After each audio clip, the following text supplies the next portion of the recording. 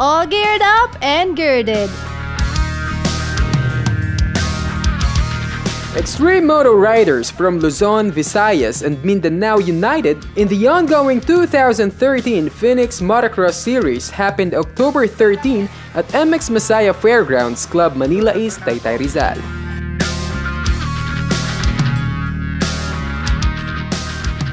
Ang goal natin is to bring the sport to mainstream. And to bring the sport to mainstream, mahalaga yung unity. But it is not enough. We have to not just unite. We need the favor of God. Pangalawa, we need to glorify God. We need to bring Him the glory. And lastly, we all need to have a personal, not religious relationship with God. So Lord, ingatan mo ang bawat riders. Ikaw lang po ang bahala. To you be all the glory and honor alone. In Jesus' name we pray. Everyone say amen. Amen.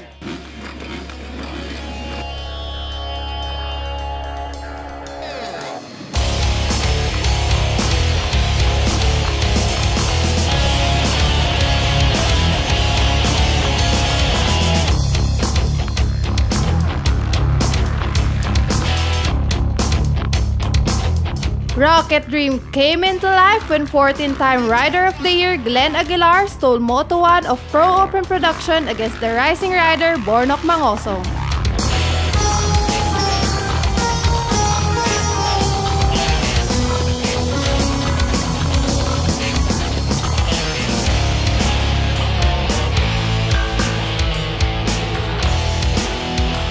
However, Mafocus South Oil's Bornok Mangosong kept his composure and prevailed a tough rally versus KTM's Aguilar and redeemed Moto2.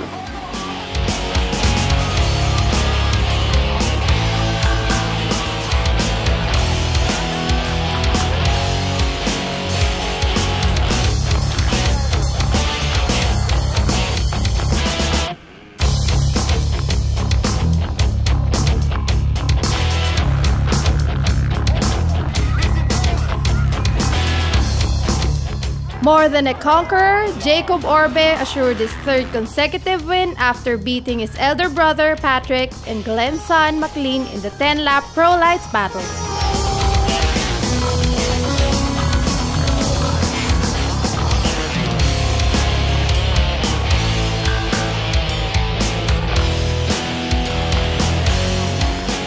Gabriel's siblings strike again as Princess of Motocross Pia won the ladies category and Ompong upended the kids 65cc.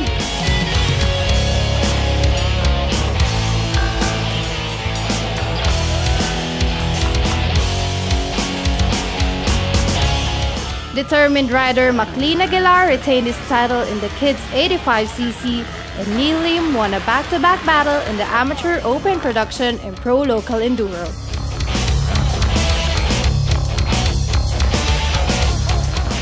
Taytay riders Jing Leongson and Nonoy Abonita brought home the pride in the veterans and executive production category, while Brian Villaroman never ceased to exist, winning the Open Underbone crown.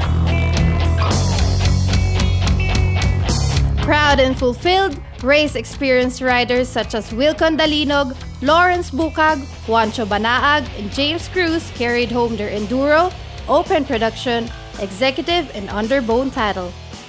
Third leg is done and 2 more legs to go. The race gets even more exciting as we are soon to name this season's fastest and most furious riders.